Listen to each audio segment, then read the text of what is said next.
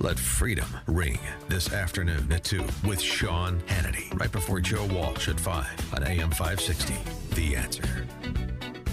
Dan and Amy, if you watch the Sunday Talkies, and why would you? We can summarize them here for you, and then you don't have to endure the nonsense of it. 2 questions repeated in a Pavlovian way by the fungible hosts of all these talk shows. Does Trump have the national emergency power to direct the military to build whatever structures he wants along the border? And 2, why not just fund the small portion of the government that's furloughed and then continue negotiating with respect to funding for border security? Well, the big talk on Friday is that, we'll have a pathway to citizenship for Dreamers in exchange for the border wall. But no Democrats bit. DACA has always been on the table. And so here's, does President Trump have the power? Does he have those emergency powers? The answer is yes. And don't believe me, conservative Republican. Believe Adam Smith, the incoming Democrat House Armed Services Committee chairman, who answered the question posed by fungible Sunday talkie host Clinton Foundation donor Zero. Does President Trump have the ability, have the authority to declare a national emergency, have the military build his wall? Well, unfortunately, the short answer is yes. There is a provision in law that says the president can declare an emergency. It's been done a number of times, but primarily it's been done to build facilities in Afghanistan and Iraq. Yeah. Like the green zones. And yeah. So good that it's been done to create safe spaces, if you will, for our troops overseas. So how about creating safe space along the border for Border Patrol? Works for me. Adam Smith gave the answer yes. Now, what about this other matter of, hey, just capitulate and give the Democrats what they want, which is end of the government shutdown, and then continue negotiating, knowing that they'll be obstinate because they got what they wanted. Why wouldn't you do that? As if the answer isn't obvious. But Lindsey Graham gives an excellent dissertation in response to that question on Face the Nation.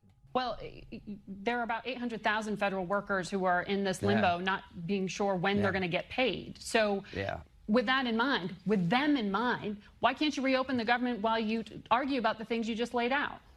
Why would you negotiate with somebody who calls you a racist if you want a wall, who gives you $1 for a wall when the Democratic Party supported $25 billion in the past? We're not going to negotiate with people who see the world this way. We'll negotiate with Dick Durbin, but I'm not going to negotiate with somebody who calls the Border Patrol agents a bunch of Nazis when they're trying to defend the border against a mob. These caravans have changed everything. The reason you need $5 billion now and not 1.6 is the border is deteriorating in terms of security. We've got 11,000 unaccompanied minors coming from Central America, and it costs us $750 a day to house these minors, and only God knows what they go through to get here. The Democrats see our law enforcement officers as the problem. We see the illegal immigrants, the coyotes, and the drug dealers as a problem. Well, what about those people who work for Homeland Security, who are carrying out the policies you're talking about, who are not going to get paid? What about the Coast Guard? They're being held hostage. They're being held hostage by people who say you need $1 to secure the border. They're being held hostage by people. So you don't want to open the government and then continue talking? I do want to open up the government, but the goal is not to open up the government. The goal is to fix a broken immigration system. Bingo. I'll tell you again, when Lindsey Graham is good, and it's not always, he's really good. He was good at the Kavanaugh hearing, and he was good on Sunday on this topic. For more on this said topic, we're pleased to be joined by Matthew Continetti, who is the editor of the Washington Free Beacon.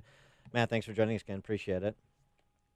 Thanks for having me. What about President Trump's posture right now? I'll keep it shut down for months, maybe a year. Shouldn't take that long, particularly if he decides to exercise his emergency powers. So should he move in the direction of unilateral action, or should he continue this partial shutdown theater with Democrats? Well, I think he's holding the threat of emergency action in reserve in case the talks continue to just be stuck at an impasse, which they've been for several weeks now. We're now in the third week of this shutdown. I think if it goes one more week, it will become the longest shutdown in history. Of course, it's a partial shutdown, which is different from the previous record holder, which was the famous shutdown between Newt Gingrich and Bill Clinton in 1995. So he has that emergency power in reserve, and right now they're continuing to be at a standstill because really neither side has much incentive to give in. But what about, I mean, the Democrats seem hung up on a concrete wall, and they seem to like the idea of a steel barrier wall instead of concrete? Or is that just a stall tactic? Oh, that's a stall tactic. I mean, if you listen to Nancy Pelosi, I mean, she's now saying that the wall rather is an abomination, and I'm not sure she would extend that, or decline to extend that to the steel barrier that you can see through. This has become really kind of a values issue for both sides, and that's why it's so hard to resolve because, on the one hand, Pelosi is looking at the polls and she sees a majority is against a wall and a majority is for opening the government. But then President Trump's looking at his polls and he sees that the Republican Party is right there beside him and really believes not only in border security but also having a wall. So until one side really begins to feel pain and pressure from their own base, this is going to continue. Well, right, and it's being ratcheted up. I mean, obviously, where the energy is on the left is not feeling any pressure per the celebratory reaction to Rashida Tlaib's call to impeach the MFer and Ocasio-Cortez on 60 Minutes yesterday night saying the president is obviously a racist. That doesn't seem to me that that's going to facilitate productive talks going forward. That's right. Now, it's always important to remember that people like Tlaib and Alexandria Ocasio-Cortez, they generate all the headlines, but they're really not representative of the Democratic Party at large. You have to remember the Democratic Party is, at its root, the party of the government employee unions. And there is the danger for the Democrats that if this shutdown continues to stretch into months, as the president has threatened, those government employee unions are going to say to Pelosi and Schumer, come on, guys, these are your voters that are suffering. These are your campaign donors that are suffering. And you're continuing to kind of have them hanging out there in the wind for what? For $5 billion, which is less than a rounding error in a 1 day's spend of the federal government. So I actually think I have somewhat of a contrarian position. I think the longer this goes on, the more leverage President Trump has. Because Friday, they're not going to get paid this Friday, and that's going to be a big deal. I mean, TSA Union says that so far 170 agents have called out each day last week. And then you have Border Patrol agents and you have ICE agents. So replace them. Replace them? Yeah, I mean, honestly, you want to put, sorry to interrupt, Matt, but Ronald Reagan and the air Patco? traffic controllers? Well, I mean, look, you don't think that there are people out there that would welcome the opportunity to get into the civil service? Let's put that to a market test. As needed. Right.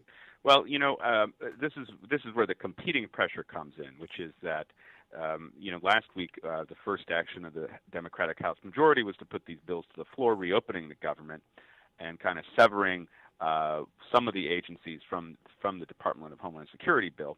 And, several Republicans in the House voted to reopen the government. Not many, but less than 10, but still that was something. And then I think we're up to 3 senators, Republican senators, saying that the government should reopen. So on the one hand, you have the pressure on the Democrats from, again, I think the public employees unions who, the longer this goes on, is going to say, Pelosi, you're hurting your own supporters here. And then on the other hand, you have the Republicans who are in cycle in 2020, who come from, in particular in the Senate, states that Donald Trump did not win in 2016. And so who folds first? I mean, that's really this is a poker game. It's going to come down to whose pain threshold is higher. Now, when I look at Donald Trump, I see a guy with a pretty high pain threshold. So I don't think it's going to end anytime soon.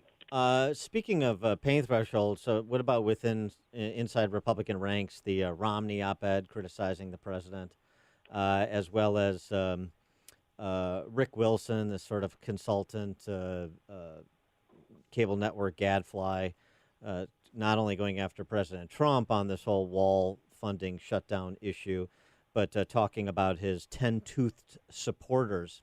How much real inertia is there within Republican ranks to support a primary challenge or to back up the rhetoric of a Mitt Romney or even a Rick Wilson? Sure. Well, I would distinguish between Romney on the one hand and the campaign strategist on the other. I agree. The Romney op-ed really is not much different from what he's said in the past, which is, if the president says something that he finds objectionable, he'll say, I find that objectionable. On policy, actually, Romney doesn't have many strong disagreements with the president, especially on border security. In fact, in a subsequent interview after the op-ed was published, he said, well, I'm with the president on border security and the wall. So that's kind of one of the ironies of Romney. I mean, he's saying, I'm going to criticize the president when I think it's necessary on tone, but really when it comes to policy, for the most part, Romney is basically a Republican, as is President Trump. Now, there's some dissent, obviously, within Republican ranks, a variety of attitudes toward the president, some public, some not. But I don't think the space is there for a successful primary challenge. You may find someone in the coming year declare a presidential primary challenge on the Republican side. But the history of these things, they don't succeed. That's one, I think, disincentive for a Republican to try to challenge the president at this point. And then the other reason is there's no room. The president continues to be extremely popular. He's more popular now than other presidents who did take a primary challenge from within their own party. So, media likes to speculate about it, but I don't see it happening at this time. He is Matthew Continetti. He is the editor of the Washington Free Beacon. Matthew, thanks as always for joining us. Appreciate it. Thank you. And he joined us on our turnkey.pro answer line. This is The Morning Show. More Chicago radio listeners are choosing. This is Chicago's Morning Answer on AM 560. The Answer.